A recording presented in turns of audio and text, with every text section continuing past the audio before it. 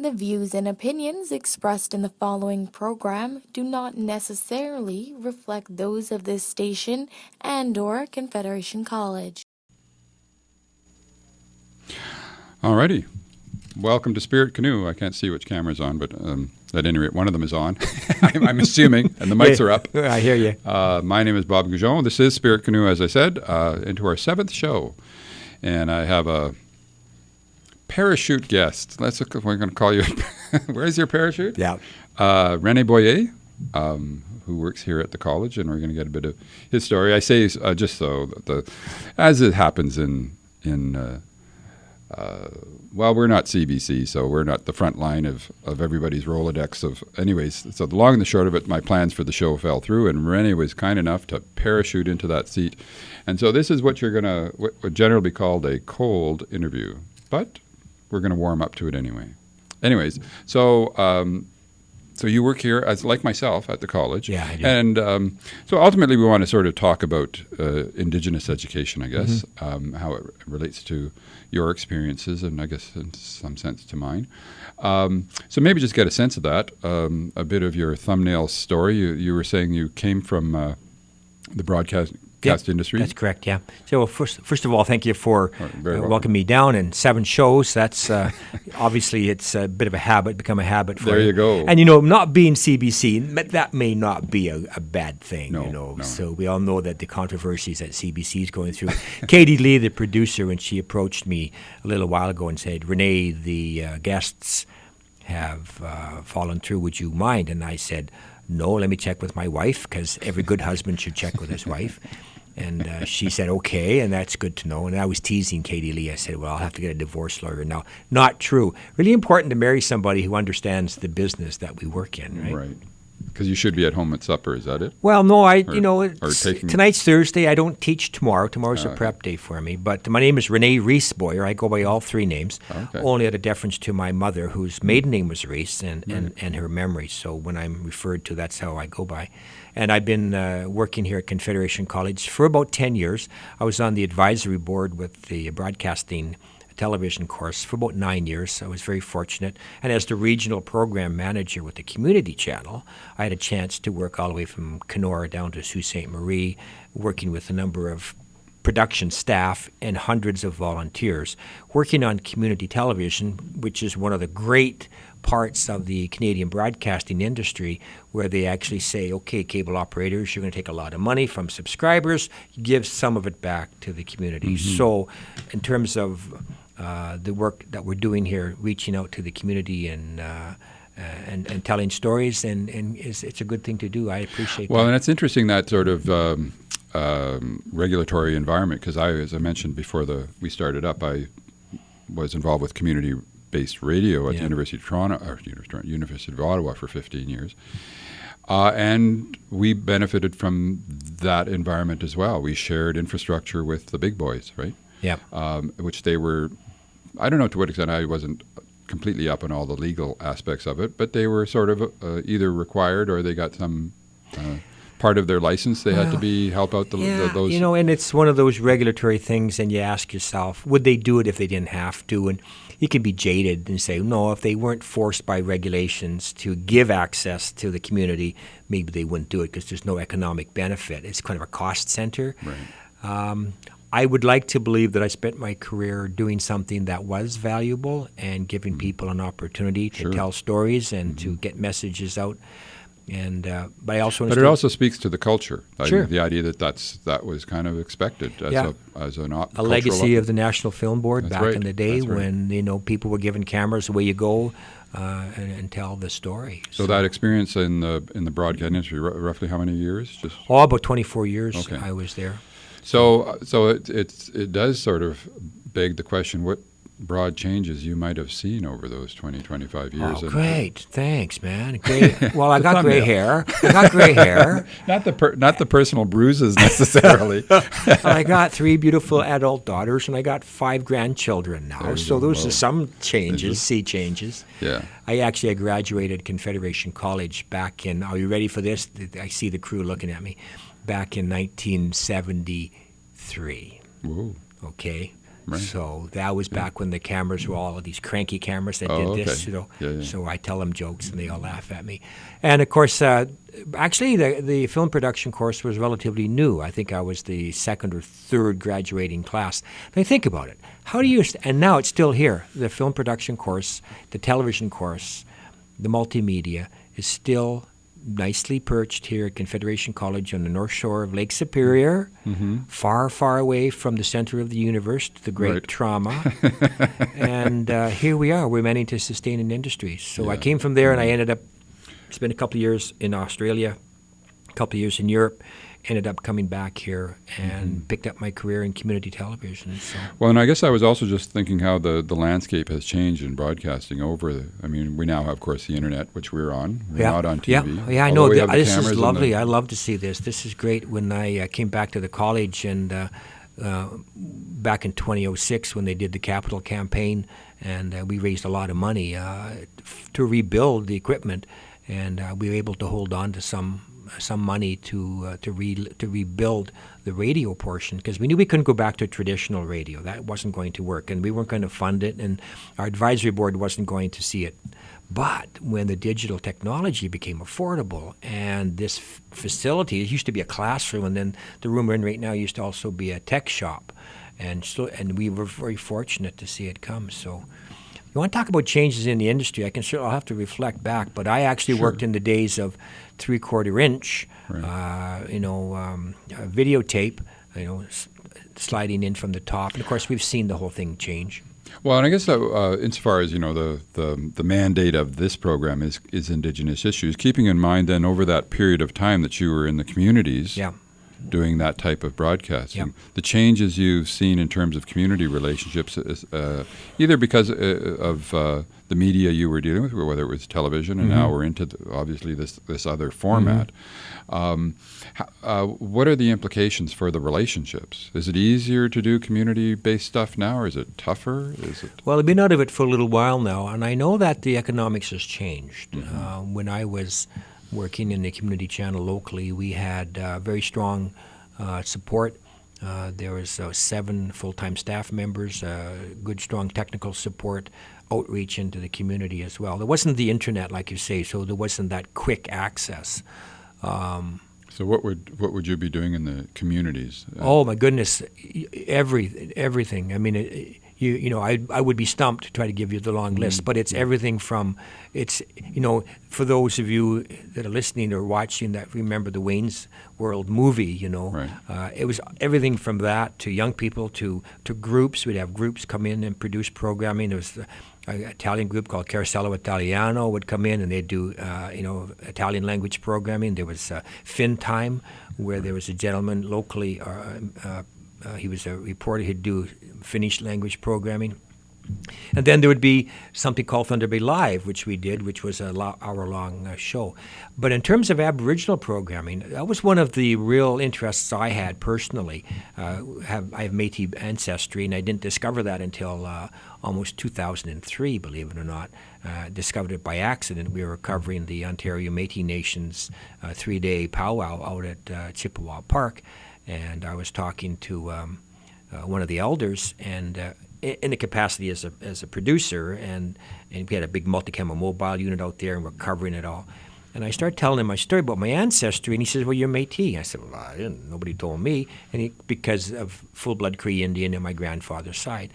So I had always had an interest in the whole Aboriginal community, been a bit of a political junkie, seen it through. So I really worked long and hard to ensure that we had some programming on the community channel that was that had Aboriginal issues, and the beauty of what we did was we didn't just tell the people what to do. We said, "Here's the door. We Right. will teach you how to use the gear. It's your story. It's your message. You come and tell it." And it was a struggle at times to get a message. There's a trust issue, first of all. And then, of course, there's the availability of the people that could speak to it. And I quickly discovered that there's not one spokesperson when it Right. comes to Aboriginal issues. Absolutely, yeah. So. So just if you can walk us through so this was community-based television. Yep. Now, was it coming out of the major centers? And what I mean by major centers, I'm including something like Thunder Bay, Yeah, right? well, actually, as opposed to Kenora or my area was the Thunder Bay market. That was where we centered from. And we eventually, when mergers took place in Rogers and Shaw and they all began to shift their licenses around. So eventually I became responsible from the Kenora down through Dryden, Fort Francis, out of Kokin. There's the Thunder Bay market. There was like Terrace Bay and Scriber and all that. And we had producers in all those communities. Oh, so there were stories coming from those communities. And they would feed themselves. And also, we would try our best. Did you have studios out there? Yeah, studios. Oh, you Small did? studios. Oh, yeah, full-fledged studios, multi-camera mobile production. We were well appointed. I won't say state of the art, but there was nothing we couldn't do. There was a couple of. I can give an example of the scope of it. When in 1988, when Air Ontario lost a plane in Dryden, and Mashansky held a commission to find out what happened. And we were invited in to be the broadcaster of choice. And the only ones that were allowed in the room were what we did. And we were feeding, a media panel. So that was kind of interesting. And then when the Nordics came along, we were the host. We fed the host nations as well. And on feeding CBC News World and things like that. So we had the expertise. We had the staff and the talent, and we trained the volunteers. I mean, volunteers work so much harder than some paid staff. So it was pretty phenomenal to see all that take place. Now, is that here? Or yeah, right here in Thunder Bay. No. I guess what I was going to say, sorry. Is that all gone, or is that? Are there... No, it's been a while since I've been out there, but I think what happened is Shaw, with the advent of digital technology, streaming technology, they began to make some changes to the delivery format. And now what happens is there still is a community channel. It's cable Shaw TV, Channel 10, and you can still access it. Yeah. I don't watch it a lot, which unfortunately means I don't have a good portrait of it, right? But does it, I've seen a few things. There's the two ladies who are always interviewing people around I can town. only speak to the past. I can't speak to the present. No, I guess I can't. I off the top, I don't have a strong sense of stories coming from communities. Again, but I haven't watched it a lot. I can't speak to the present.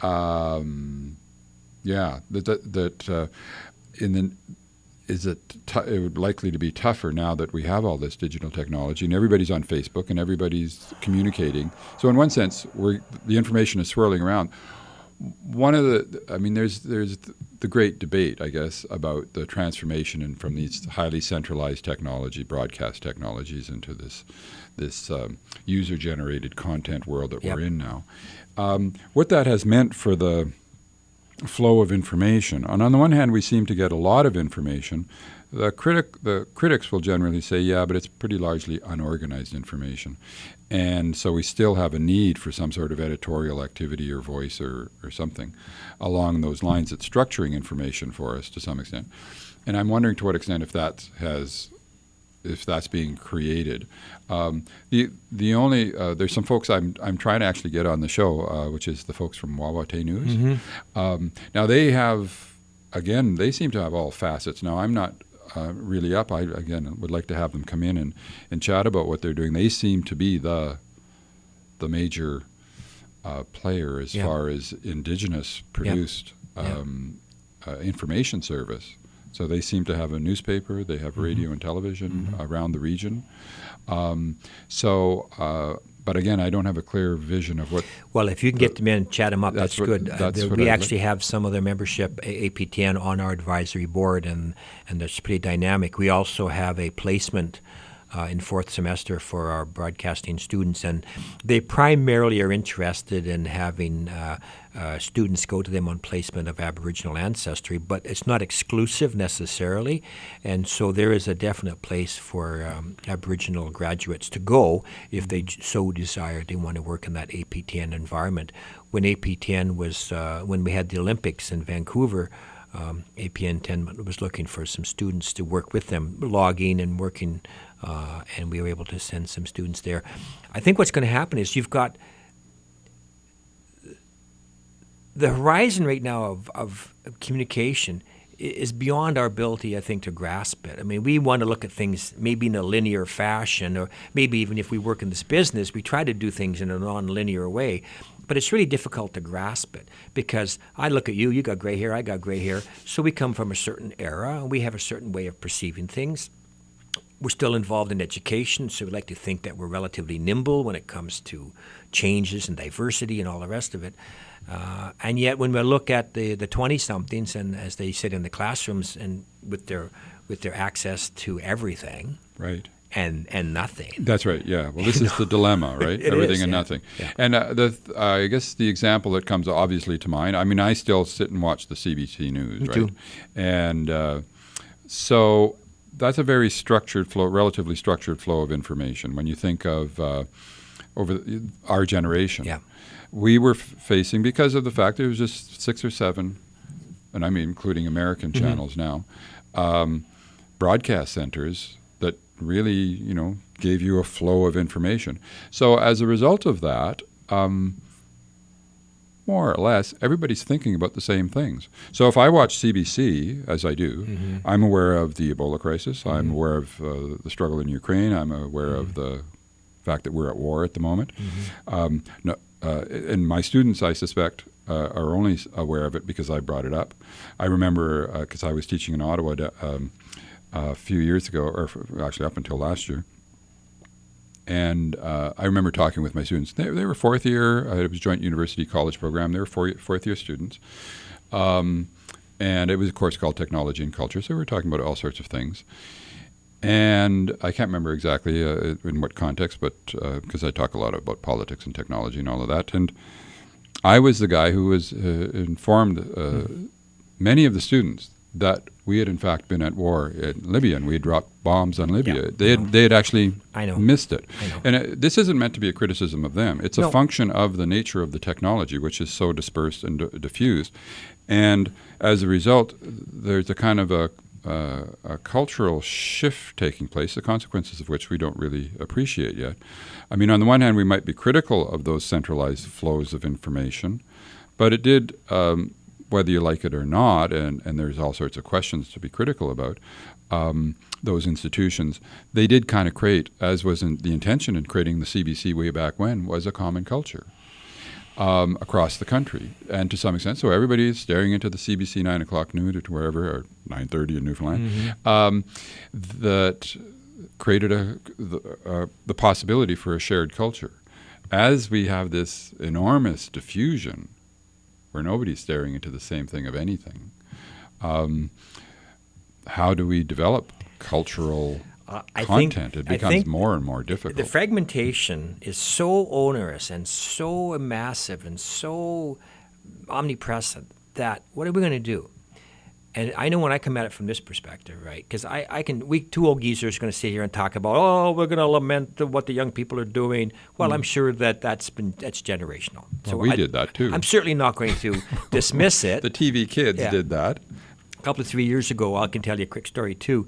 I had an opportunity to deliver this called the Sociology of Popular Culture, which was a lot of fun, and the students took it as an elective. And I'm in class, and I'm at the beginning of the class, I'm talking about issues, and I said, "Oh my God, there's a revolution taking place in Tunisia right now, and this was the start of the supposed Arab Spring.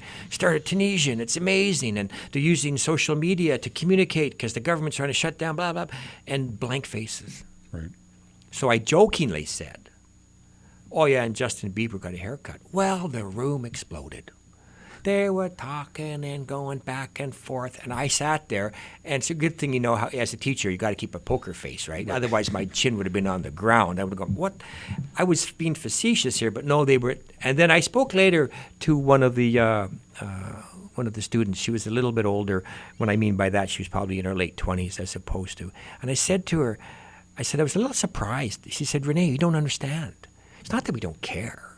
It's that we're caught up right now with loans and work and family. And so it's not that I'm they not don't sure how care. much I paid attention when I was at school. It was after school I started subscribing to newspapers. Because you begin to care after a while. Well, yeah. I'm not sure everybody does. I don't know. We're of that, maybe that demographic that does. But I think if you permit me this, because this is where I wanted to go with that. Now that I'm in the world of, I'm still I'm working with students now. There still is a need for good storytelling. Mm-hmm. There still is a need for good photography. There still is a need for good videography. There still is a need for good everything. The fact that the distribution of it is no longer, like you say, one of these mainstream places doesn't take away from the fact the story still has to be told. And people will self-select, and they will go to whatever source they want. What are we doing in here? We are attempting to launch a web radio station, slowly but surely build up a base of people that will listen, that will tune in. But if we don't give them programming that they ultimately want to listen to, you're gone. Right. And I think that's, the old days you had to stand up, walk across the living room and turn the channel, and then we got clicking, and now we've got all the rest of it. So I'd like to believe that in spite of the fracturing of the distribution and the fact that they can't regulate it, the CRTC can't regulate it, and all the rest of it, that I still think there's a fundamental need for that storytelling. And every so often, even though the bell curve's a little bit narrow, I look at the studios, I look at the students I'm working with, and there's just enough of them to make me know that we might be okay in the long run. Well, there are some interesting things taking place. Now, they are happening at a speed which we can't perhaps evaluate, but what I'm thinking of is there's been some social media-based phenomenon, and one going on right now, which is what's going on in Hong Kong. Some people think that what's going on in Hong Kong is based in part on social media, although some stories have come out to how well organized it is. But there was the Occupy movement, Idle No More, a number of, and I was actually just talking to my students in class about that. And what's often the case is, of course, it's relatively easy for social media to create a flash mob that can last a few days, a few weeks. But when the opposition that the flash mob is facing is a very firmly, rigidly hierarchical structure, whether it's the Communist Party in China, whether it's the financial institutions in New York, London, and wherever, or if it's Ottawa in the case of Idle No More, right? Rigidly structured, hierarchical institution. In the case of Hong Kong, it seems that the crowds are starting to dissipate already, really just after a week or so. And the reason, of course, is they're getting hungry and they're getting tired. And the flash mob can't produce those things. The food supply is, in other words, the structured institutions can sit back and say, okay, well, we know who controls the food supply. It's us. It's not that crowd over there. They're in a week they're not going to be feeding them. Sure, they just outweighted them. Yeah, and I guess this is the point I'm getting at is that we do have this contest going on in terms of institutions and media, and still, as I say, it's unclear how it's going to play itself out. How does social media? Is it going to have a significant effect? It's not quite clear that social media can generate this. The social, political, and economic structures that it, if you like, as a form of protest, seeks to replace. Yeah, you can't control what, in essence, is the uncontrollable. You can block it, and you can put technology in place, and of course the students, not just students, but the people in Hong Kong, were able to get around it with the Bluetooth technology, which meant you didn't need to have access to Wi-Fi, and it's an experimental thing going on. It's like I say to the students right now, you guys are the guinea pigs. Right. You're the ones that are going to be in 10 years. We're all going to realize that was a stupid thing to do. We really should stop behaving this way. When is the last time you drove down the road and you looked over your shoulder or across the car and you see people still texting and driving? Sure. Yeah. Okay, they don't put them onto the ear anymore. Well, of course, if we do get the automated cars, you can text and the car will drive itself, and that's where we seem to be going on that front potentially. What was I going to say? In our generation, of course, we did have our rebellion, Woodstock and all that sort of stuff, the counterculture, which, as some people remarked, the counterculture got transformed into the over-the-counter culture. In other words, got bought off and just became another commercial flavor. The circle of life. Yes. Well, there have been, though, the circle of life, there have been revolutionary periods. Right? Yeah. And revolutionary events where cultures and societies did go through massive transformations. We do seem have some of the, and this is, I guess, what's the interesting question, Mm-hmm. which, in the current situation, are we dealing with ingredients, social ingredients, which have the potential for massive social revolution, or are we just in another phase of a counterculture that's going to be opted out? I would like to think that we're in a massive sea change. I like to think that the visions that we had as young people, maybe when we visualized a better world, that I'm not saying technology is going to be there and save us, but I sure like to think that the social media, there's a consciousness that's been raised, and I'd like to hope that it's going to generate a positive future. I've got grandkids now. I've got to be positive. I've got to be optimistic that we'll shake all this off and lose it. We're such a narrow part of the world when you really get down to looking at the world in its big perspective. And I by no means pretend I've got any big perspective outside of my very narrow view sitting here in northern Ontario, and with I got my satellite TV too, so I mean I can see Alcantara and all the rest of it. So no, I'm basically an optimistic person. I do believe that things. I don't think there's an answer. I don't think there's anybody's got an answer. You know about the filter bubble. Eli Prosner talking about the filter bubble. The filter bubble is search algorithms that take place based on your usage. Oh. It's catering to you, and so what's right, yes, happening sure. is so anybody who thinks that the internet is still the freewheeling place it was, they're wrong. It's been co-opted by Big data is big what data you're for yes, sure. yes, yes. So I think there's so much disarray now. Well, except there's the appearance of disarray. I mean, the whole business about big data, and it's just like the average person cannot grasp the structure of what they're interacting with. I mean, I think people still think that they're. Well, this is one of the questions that over the years I've liked to ask my students. Who are the primary users of your devices? Are you the primary user of your device?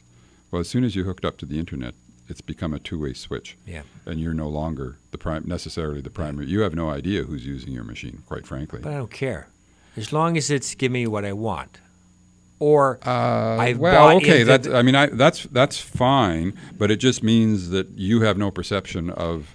And I don't mean you personally. C'est la vie. No, I understand what you're saying. I'm sympathetic. It's c'est la vie. It's the hegemony of the consumption. They'll tell us what to consume. We'll consume it. We'll think it's our idea, and we are quite comfortable with it. And so you get this whole general lethargy. Well, it's not even lethargy. You get this acceptance by all the consumers that they're somehow in control. They can pick the color. Well, I'm being facetious. Right. Yes. Well,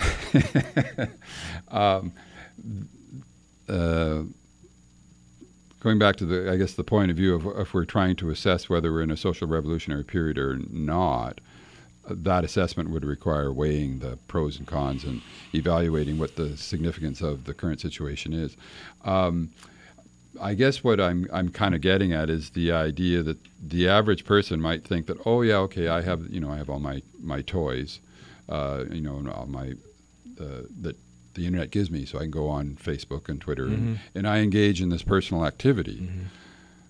But the business model of all of those organizations is not to provide you with freedom. It's for you to be tracked. Mm-hmm. That's the business model. Mm-hmm.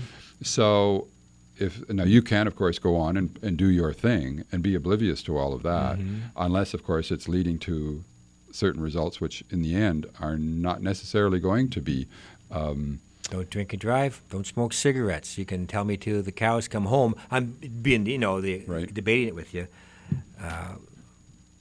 I don't doubt for 1 minute that our society, young people, whoever are more than capable of doing something that ultimately is going to harm them. Even if they know it's going to harm them, they're still going to do it. Yeah, well, I guess I was not thinking so much in terms of just every individual who's making a personal judgment. We all make personal judgments that maybe work out and don't. But trying to evaluate, in this case, communicational technologies and what opportunities and risks it's putting on the table for us collectively. So, I mean, I suppose I'm the kind of person who likes tossing those abstract big questions around. Yeah, I'm not enough of a visionary to know. Oh, I'm not sure I'm a visionary. Yeah. I just don't mind debating these things. I watch it. Depends on the mood I'm in. I'll watch from a regulatory perspective. What's going on right now with the CRTC trying to unbundle cable, and of course I lived and worked in the world of cable. And cable was, they said, oh no, you can't unbundle it. You unbundle it, it becomes way too expensive to try to pick and pay. But of course then they bundle it to their most advantage. They put the one that they know everybody wants with the 8 that people don't want. But if you didn't bundle it and everybody pay for it, then there'd be maybe APTN wouldn't be part of the basic cable package because there's not enough people wanting to purchase it. I know that with the government too, they put a big emphasis on making sure that high-speed internet was available in the in the 49 First Nations, Well, that kind of gets us back, I guess, to closer to the topic of the show, which is the idea of generating a regulated culture. I mean, that's think of CanCon and radio. I mean, a lot of Canadian talent of our generation, from the Neil Youngs and whoever, if I'm not mistaken, often came out and said, we wouldn't have got started without those CanCon regulations. And what are we going to do? How do we maintain a Canadian culture? The joke I say is, like they can say, is American as apple pie, and as British as a bulldog, and as French as a beret. You know what they say for Canadians? As Canadian as possible under the circumstances. Yeah, right, yes. You've probably heard that before, Sure. right? Yeah. So it's a little bit of a self-deprecating way of looking at the Right. Canadian culture. Who protects the Canadian culture? Do our cultural icons protect it? Do our politicians protect it? Do we vote with our dollars? Is the Quebec film industry protecting the French portion of the culture? I'm not so sure that you can regulate a culture. Well, I guess what I'm thinking of as well is kind of the stories you were talking about when you were in the Shaw Broadcasting, and how you became a platform for.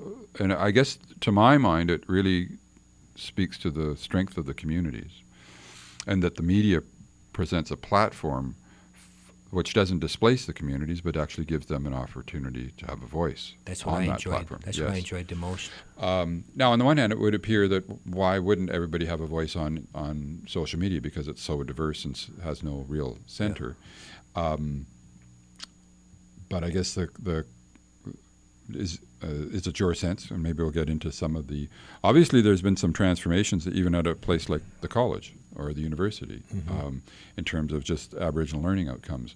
That didn't exist, I presume, 10 years ago. Nagonawan is a little older than that, but not much. In other words, 20 years or so, and we've seen some significant changes in curriculum, and I'm assuming to some extent that's coming from pressure from the communities who want to come to the college and see themselves reflected there. So we now have at the college, and I believe it's fairly similar at the university. I mean, one of the transformations that has taken place very recently is going from Nagonawan, the college, for people who are tuning in unaware, that Nagonawan was a college within the college, so it had a mandate to present courses and programming for students who wanted to attend their courses, if you like. But now the focus seems to be, well, we'll make the goals of Nagonawan the goals of the entire college, so that everybody is engaged in interacting with Aboriginal culture in some way and Aboriginal educational outcomes. So in terms of I'm teaching in a couple of classes, so I see it there. What do you see at your end in terms of?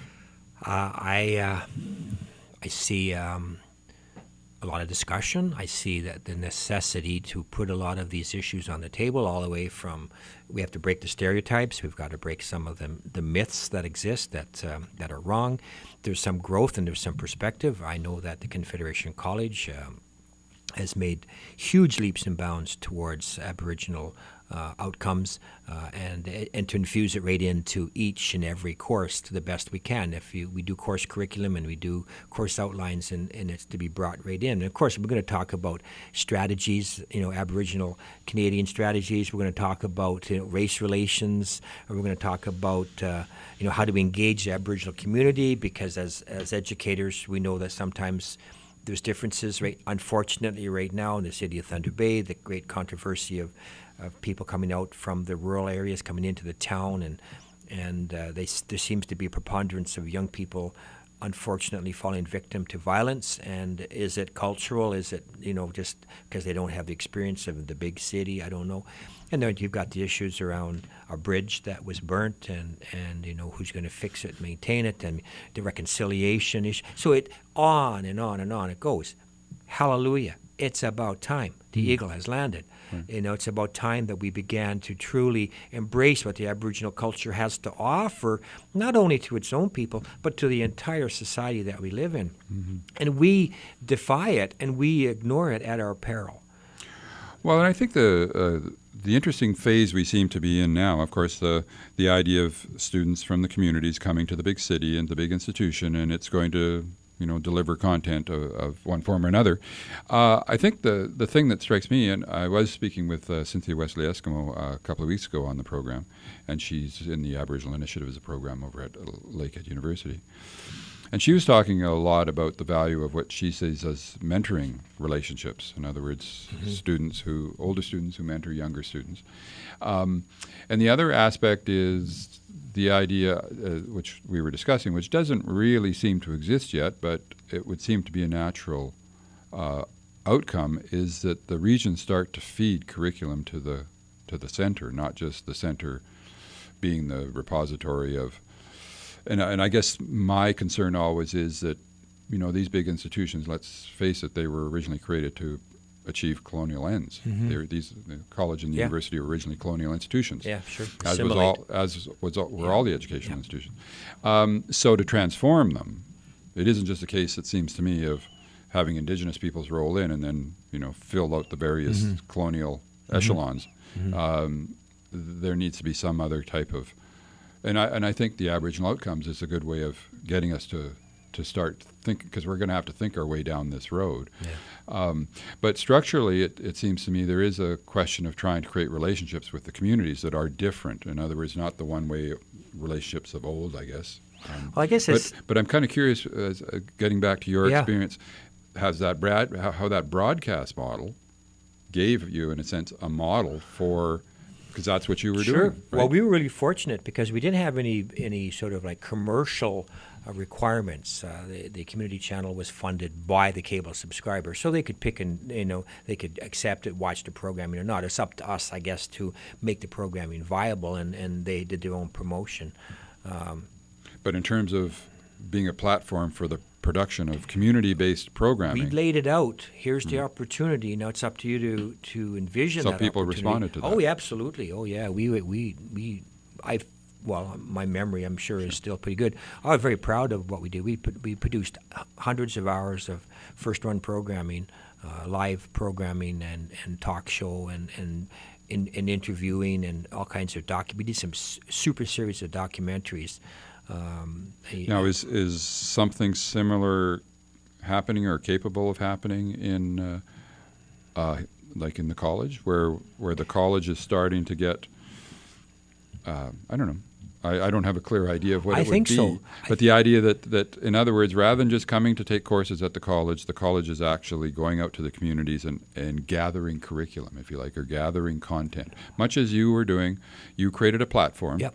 And people came and filled the platform with content. Yep. So that's in a sense what I'm imagining, but for the institution of education. Yeah, I can let you know. Yeah, absolutely. I know from the broadcast television perspective that we've done a number of programming initiatives that are Aboriginal concentrated about issues of all document, because the students can do their own documentaries. We just work with them to make sure it's realistic and it's doable and it meets all the criteria. But we've done some tremendous programming about Aboriginal issues, young people coming here. We'll go into the communities and we'll do programming out of there too. And it's very interesting because if you try to put your own perspective on what stories you think need to be told, you can only talk about residential schools so much before people glaze over, is as significant of an issue that is. But when you put the technology in the hands of young people who happen to be Aboriginal, and there's a difference, okay, and they go back to their home communities, and they say, I'm here to tell the story, and they are culturally aware of the elders, and they're culturally aware of the stories they have to tell and how they have to tell it. They just can't go in and do, an insensitive program. So I do believe that Confederation College has given these people a voice. So and we received awards. There's been awards at the BIACA level, which is the broadcast educators level. So there's good quality programming being produced, and it sits on the shelf. Well, that's where I was going the next step.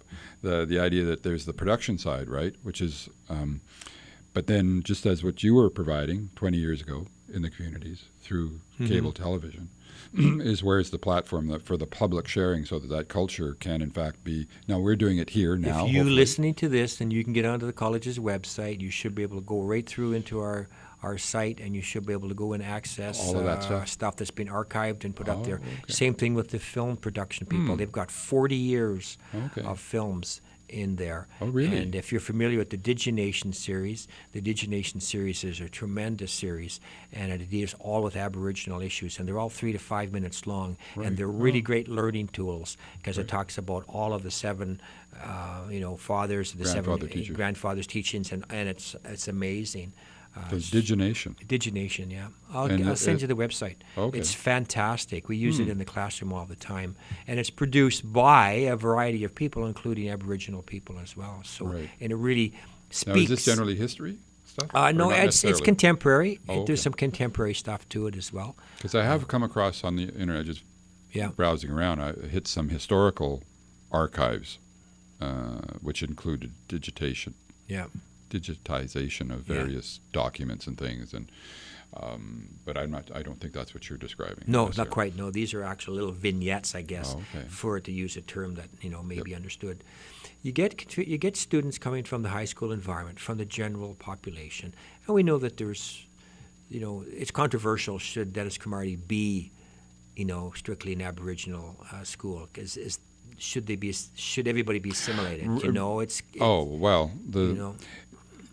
Well, I guess my attitude... Integrated, not simulated, but integrated, Yeah. No, it's a fair issue. I guess in my mind, until the public education system can demonstrate that it can deliver Aboriginal culture, untarnished, unrestricted, whatever, then sure, integration. But until that, I agree with you. We're not there yet. Yeah. So, well, when you go back to the communities of some of these people, when these young people that happen to be Aboriginal, they go back into the communities to produce their programming. Many people don't quite realize the struggles and the challenges that they've had to go through, even to get to the point of leaving their community, perhaps being funded, perhaps not being funded, and they come to Confederation College, to Thunder Bay or to Canoe or to Winnipeg, whatever community you want, and they've had to overcome so many hurdles that most middle-class, non-Aboriginal people have not a clue. They don't understand what it's like to have a diesel generator maybe spoiling the air or spoiling the water. They don't have any understanding about what it's like to be looked after as a ward of the state and what it means to that culture. So, and these are not excuses; these are realities. And until we find a way to I don't know if it's quality of life issues or whether it's information, but that's why I'm optimistic that when the federal government made a commitment to put high-speed internet into all those communities, and it's going to be $1 billion investment, I said, okay. I mean, it's not for Netflix, it's not to get, but it's so that when people are looking for information, because it's information now, isn't it? It's all about information. I presume people do whatever they want with the connection, absolutely. Right? Yeah. But I think, without the opportunity to look at full streaming. Yeah, I was asking that of the folks. We were gathered here last week to discuss Walking with Our Sisters, the exhibition over at the gallery dealing with murdered and missing Aboriginal people. And at the end, I sort of posed the question because it's, it gets a bit of an oversimplification. But on the one hand, the Aboriginal people were relatively more libertarian, less structured societies. When the Europeans came, they came nicely stacked up, as I like to say, in their ranked hierarchies. And the internet seems, the era of social media seems to have that diffusion about it that, in fact, Indigenous culture had about it. And I was talking about what's going on in Hong Kong, or the idea of these flash mobs facing these hierarchical structures. Whether or not there was a certain affinity between social media and Indigenous culture, just the diffusion of it, the lack of any structured center to relatively speaking, to colonial culture, if you like. And one of the younger members of the panel said, absolutely, that's how they got. That's how the whole thing got unfolded. What for them was that the communication to create the organization and the people participating in creating the vamps, which are the moccasin covers that make up the elements of the exhibition. There's thousands of these.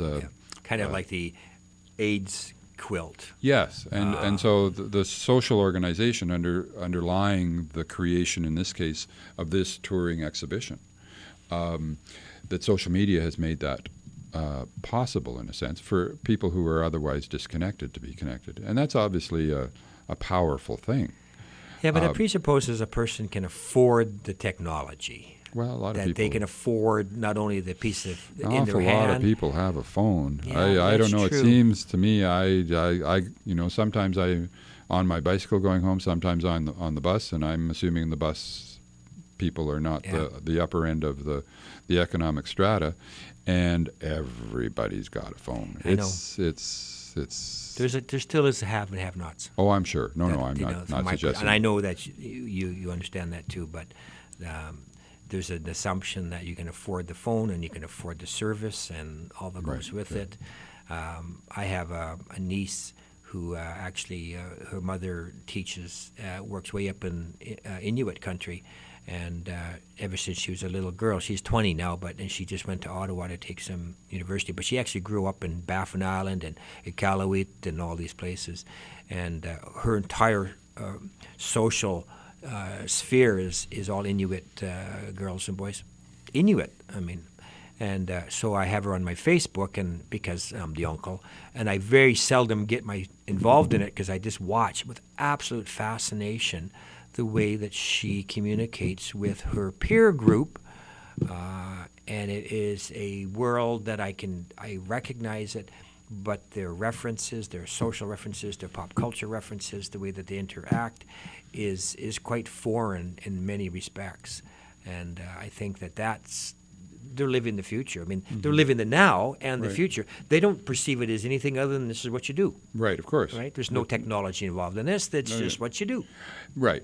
So, and again, I'm not sure it's even a demographic issue of people like us or like myself, who like to think, gee, what's going to be the implication of that?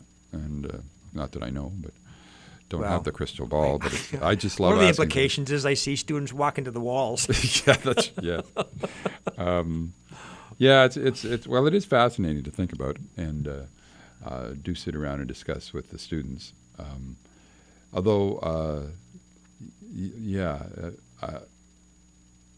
I do wonder about the common culture issue and what the implications of that are. You know, I'm okay. I think ultimately, I went through a period with my own daughters as they grew up, and we're talking the late 80s and early 90s, you know, and believe it or not, that doesn't seem that long ago, but that was, you know, it was still in its infancy, a lot of this. And I worried about it. Oh, God, what's going to happen to these kids? But then I had to let it go. And I had to ultimately trust in what I thought was going to be, it'll all shake out in the end. Right. Well, yes. But I guess, the favorite word when the internet was coming on, the word that I heard the most often was empowerment.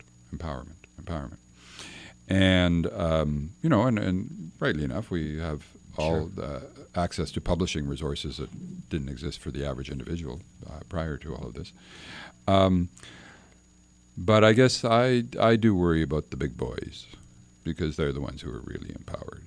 The big data, the concentrated wealth, it could very well be that down the road, 20, 30, 40, 50, 100 years, if I mean, there's some issues on the table right now people are talking about technology displacing jobs massively in the next 10, 15, 20 years. Now, we did go through a phase of redistribution, more or less around after the crash of 29 and into the New Deal and the welfare state, and the state stepped in and engaged in a massive redistribution of wealth. And we might be into another phase of similar magnitude. I guess it depends on who you read. Like maybe it's utopian. We no longer have to go and work for our bread. The society has so much wealth and resources. Well, this is it. You know, we have no inability to create wealth. We seem to have still an outstanding problem of how to distribute it. But with first world, second world, third world, right. All that it comes to play. The discrepancies between the wealthiest and in all these societies, and of course these are things that we're aware of, and I suspect right now if you're in Western Africa, you're facing a whole different reality. Well, we only have 10 minutes left, and you just brought up Ebola. With 10 minutes to go, let's talk about Ebola. Let's solve the Ebola. Well, it does relate. There is a very interesting question, which I'll just pose, which is, I might put it this way: what does Ebola and Iraq and what else could I put on the table? Walmart and have in common? Yeah. And what they have in common is globalization. Yeah. They're all running on the globalization vectors. So I'm not expecting us to answer, but these are the things that are falling on our plate. The fact that ISIS can send a message to every device. I mean, as people are, obviously it's the description of ISIS is includes their media savvy. Yeah, every media mogul right now is going, how did they do that? Yeah, right. Yeah, well, I guess we know how through they did violence. it. We know how they did it. You talk about the globalization. It's interesting because today I had a class. It's called Building Skills for Success, and it's primarily designed to be a transitional course to get high school students into post-secondary. And I got a couple of young women from Chile and a gentleman from Colombia, and somehow McDonald's came up, and the North American student actually said, "Well, do you have McDonald's in Bolivia?" And the Bolivian boy looked at him and like, "Well, of course we have McDonald's in Bolivia. There's McDonald's everywhere." When I did some traveling, I went into Yokohama. I was in Yokohama, Japan. This is in the early '70s, and I was traveling, and there's the McDonald's in Japan back then. So well, this is what I'm referring to by the big boys. We're playing with our little devices and chasing our personal little preferences for this and that. But there are people in tall buildings somewhere, and they're planning the whole. But we better be aware. Yeah. We better be informed. Right. Make informed decisions. We can't Wikipedia. Well, this is why we need everything. the counter information system, and we have the tools for it. That's what's interesting. This is one. But I'm still a little, as I say, whether it's the Occupy movement or I don't know more what's going on with the students in Hong Kong. Lots of chatting going on, and we can get ourselves all crowded into a locale in the street, but can we organize a counter response to the big boys? Hard to say. Yeah. I mean, I know that we're wrapping up here, and I just want to congratulate you for the work you're doing here because you're making an effort to. We're not going to solve it all. But we need to dialogue it. We need to talk about it. And if anybody's listening to us, I don't come with an off switch. Yeah. Well, and that's important.